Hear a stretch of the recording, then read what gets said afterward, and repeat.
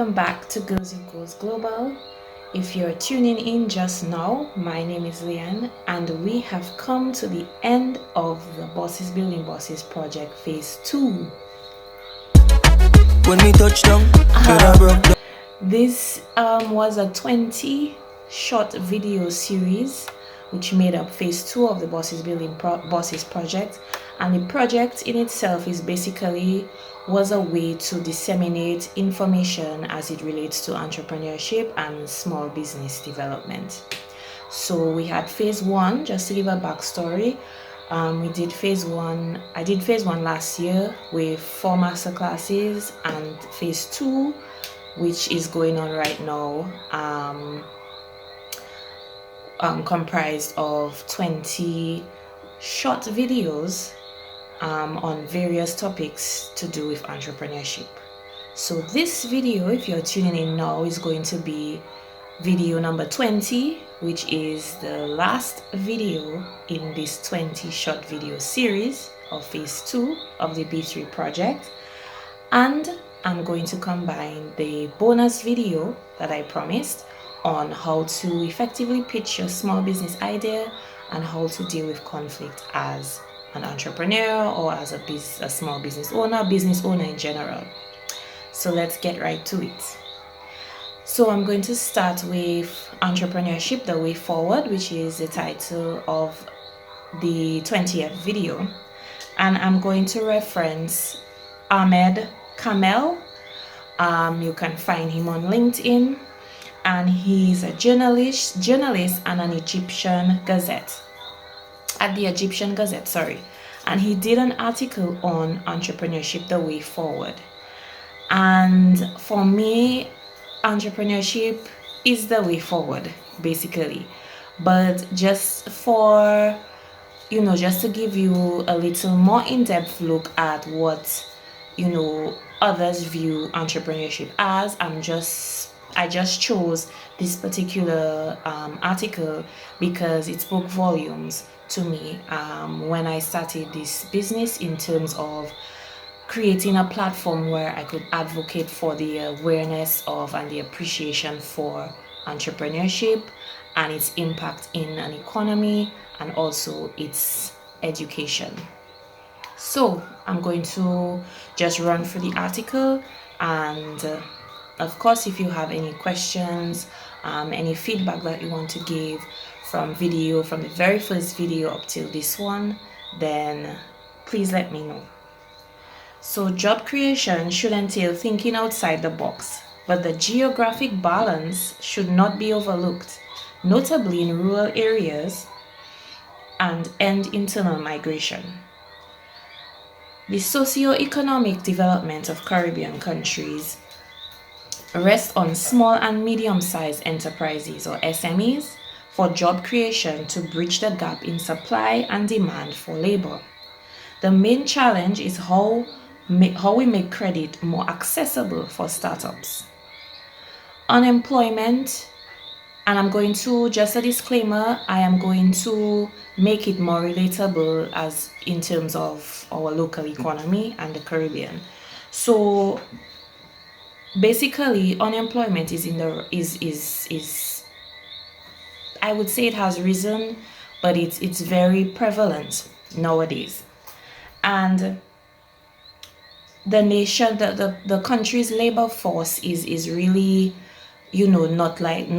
not how it was before, I would say, and how it should be.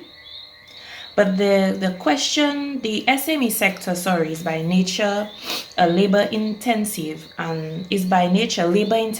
and can provide permanent jobs for a lot of people if given the adequate pumping of funding at reasonable rates. The next question is, how do we as SMEs with adequate medium to long-term finance, how are these things, how can they be provided to us? Soft loans are considered the most suitable for micro businesses because repayments are at a very low or even zero interest rate. Another question that we can ask ourselves when we are speaking of entrepreneurship and the way forward is how to promote entrepreneurial culture and to replace the deep-rooted concept of public employment with free enterprise mindset. For younger people, this might be a harder nut to crack. While, for example, the World Bank sees promoting an entrepreneurial culture as essential to development, education must be modernized to prepare the coming generation to meet the challenges emanating from global technological sophistication. Relevant skills are imperative. Moreover, a proper business climate should be advantageous for all: the government, investors, banking, society, for the entire entrepreneurial ecosystem. In the long run, entrepreneurship will be the only reliable way to create jobs in a country where social change is needed to foster a risk-taking culture. So, entrepreneurship is the way forward. What is the way forward for entrepreneurship? It is the way forward for itself.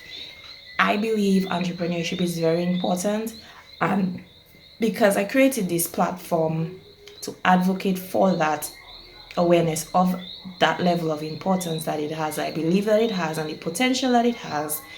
It's up to us at the end of the day to create the change that we want to see. And if that change starts with ourselves and our businesses, then that in itself is the way forward. So now I'm going to jump right into giving you some helpful tips on how you can effectively pitch your small business idea to your family, to your friends, to potential investors, to a loan officer, to whomever, if you're networking, just effectively pitching in general.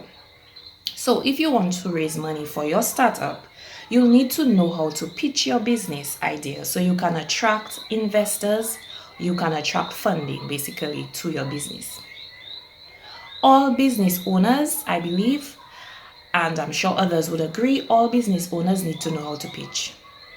Whether it's to potential customers, as I said, or to investors, or to banks to raise money for your new business startup. Serious business investors are looking for realistic business plans and ideas when it comes to funding. If you've got a great business idea, making sure you have a killer pitch to match that idea will make it easier to raise the needed funding that you need for your startup. So I'm going to give you some tips on how to effectively pitch your business to an investor, your business idea.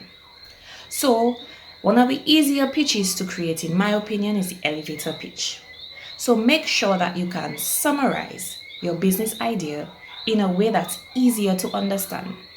From my past training, we were told, or we were advised, that when you're when you're doing an elevator pitch or a pitch in general, you speak as though you're speaking to 9-year-olds. So therefore, that means that you pitch in terms that are understandable to a child. Okay? Imagine you have 30 seconds to describe your business. Just 30 seconds. Then sum it up. Why it exists, what's unique, what problem you're solving, what solution. If business investors cannot easily understand your business idea, then they won't have that much level of confidence that your customers will get it either. Practice talking about your idea in just 30 seconds. If asked, you can then expand on the whys, the hows, and so forth of your business idea. Show that you have small business, that you have experience when it comes to your small business idea. Business evidence such as your financial statements, your cash flows, your balance sheets, your P&Ls, a track record with customers, testimonials, any market research that you've done. Show your experience.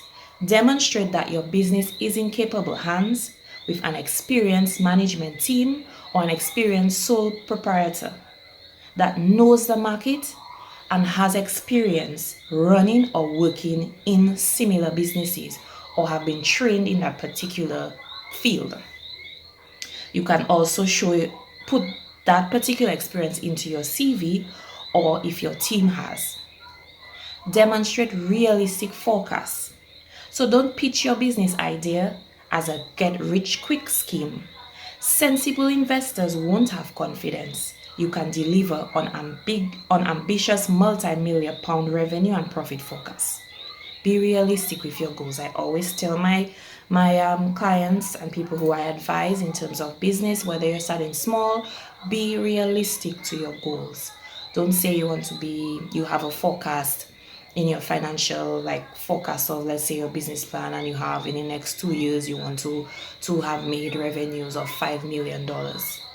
I mean, it's attainable, I would say, but you have to be realistic with the timeline and realistic in general with the goals that you want to obtain. Keep your startup costs at a minimum or low. Don't get carried away with unrealistic costs when trying to raise funds for a business idea. Crawl before you can run. Showing that you can deliver the goods is attractive to would-be investors. Before trying to secure funds for a large operation, show you can manufacture on a smaller scale first.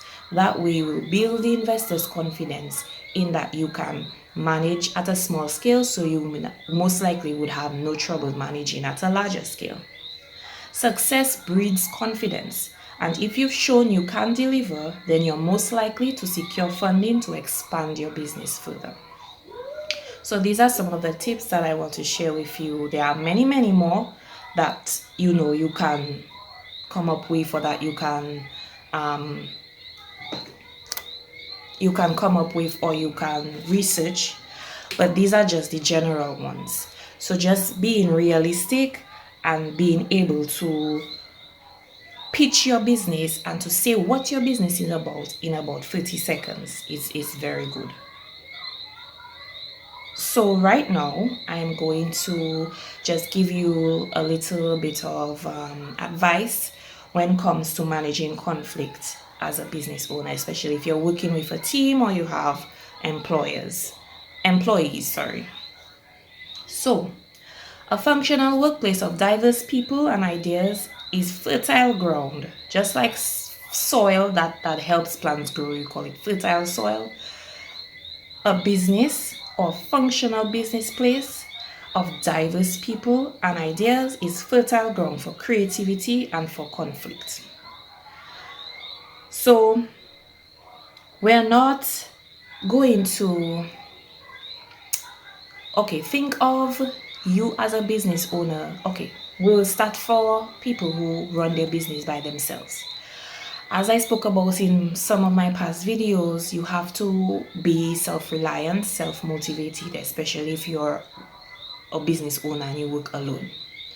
But more so if you're a business owner and you have a team working with you, and you have employees, you have to be able to manage, because we are dealing with different people from different backgrounds, with different personalities, different traits. Each one of them is unique in their own way, and they bring some level of value to your business. But conflict is inevitable, and it is your job as the boss, as the business owner, as the head of the team, to be able to manage it effectively. So, de-escalation of conflict isn't the same as conflict avoidance. De-escalation of conflict is the act of removing heightened emotion the antagonists are feeling about their disagreement. Disagreement is healthy in an organization. Moreover, squelching it leads to dysfunction, from simmering frustration to malicious obedience. Malicious obedience is one of the terms that I've learned when I was working a few years ago in a particular business place. So you have to be able to acknowledge each of your team members, including your own frustration. So conflict tends to build up, and it builds up, and as the conflict builds up, so does frustration. You also have to assume the goodness of intention. So when we assume that the other party is good with their intentions, or they have good intentions, the escalation will result. When you think of somebody having good intentions, we can discuss different positions in a less antagonizing way. You have to make sure all parties involved in that particular conflict express or have that opportunity to express how they feel. So it may sound a little soft-handed, but it's really important. Unless you talk about your emotions that you're feeling, these emotions will always get in the way of trying to solve a problem. Learning to apologize, and also with apologizing, learning to own accountability. Not just be accountable, but owning it. An apology can go a long way in mending a relationship, especially a work one. Even when you're too pig-headed to admit that you were wrong. And fess up when you mess up. Sometimes our egos or our pride, what we call foolish pride, prevent us from doing the right thing. In this case, admitting that we were wrong. Something this simple can greatly reduce the heightened emotional state. So these are some of the ways you can help yourself as a business owner and help your team to deal with certain things that may arise while working with your team or may arise during your business life cycle. If you work alone, if you're a solopreneur, then you have to hold yourself accountable and own that accountability. And you also have to speak your emotions, how you feel of what went on or what transpired. Either you speak to a professional, you speak to a family member, a spouse, but you speak your feelings instead of holding them in. So it just doesn't mean you're a solopreneur that you're not like it doesn't count because it's just you. You have to be accountable for your own actions within your business development, as well as the actions that may arise if you have a team with you. So I would like to thank you for viewing. If you viewed all 19 videos, because this is a 20th, it hasn't been uploaded as yet. But if you have viewed videos 1 through 19, I would like to thank you for riding along with me on this journey. I know, at the beginning, some of the videos were not so clear, but as I say to people, I'm doing this alone. I am as real as I can be. I am very honest. I don't have fancy media people filming for me. I do all the filming myself, all the editing. I don't have all the money in the world to be able to do the fancy intros and all that jazz. But at the end of the day, what is most important to me is that the information that I'm disseminating is clear, concise, and can be relatable, and can also be used in a positive way to help you as a small business owner, or to help someone who has an idea for a small business get some clarity on certain things. So that is my ultimate goal. It's not to be fancy or to be, it's just, just to be real and be relatable. That's my end goal, and to create, even if it's one person who views my videos or who messages my business number. And imagine, I spoke, just to give a little story before we end, I was speaking to someone who messaged me for some stuff that Girls with Goals was selling, some shoes, and it didn't go through. And then the person, when you message a business number and it has a preview, and my preview for my WhatsApp, for the Girls with Goals Global WhatsApp number, would say just a little preview of what the business is about and what we aspire to achieve. And the person messaged me the next day and was like, this sounds interesting. What is this about? And they were referring to the preview or the message, or the welcome message. So I sent them an entire, type message about what the Girls with Goals global mantra is about and what we strive to achieve. And they were like, that is so amazing. And they were like, I am a small business owner and I had some issues getting some funding, and my name was even removed from a certain list, but I still managed to set up my business on my own regardless of not getting that assistance. And it's like, getting that positive feedback from somebody I have no clue who I was speaking to, it just goes to show that it's the strangers that support us more than our own people we would think that would support us. So I'm just saying that to say that whatever you are going through mentally, physically, emotionally, in terms of starting a business, or you don't know where to start, or you just confused and you have the idea but you don't have the motivation to back the idea, you're not alone. I have ceased operations twice. I have said that I am done with this countless times, and look at where I am, still sitting and still producing, and I will continue as long as I have breath and life and strength to help, even if it's virtually, and at some point in my business life cycle I will be able to help in different ways. But I like to start small, and simplicity, as I said in my last masterclasses, simplicity is the answer to entrepreneurship. Simplicity. Don't run before you can walk, before you can crawl even. Start small so that, as I said before, a potential investor can have that much confidence that you can handle what you're doing now, and you will handle what you're about to do tomorrow and in 5 years and in 10 years. So with that being said, thank you so much for viewing, and if I don't speak to you before the end of 2021, have a blessed Christmas, have a blessed season, stay safe, and happy 2022 when the time rolls around. Thanks for watching.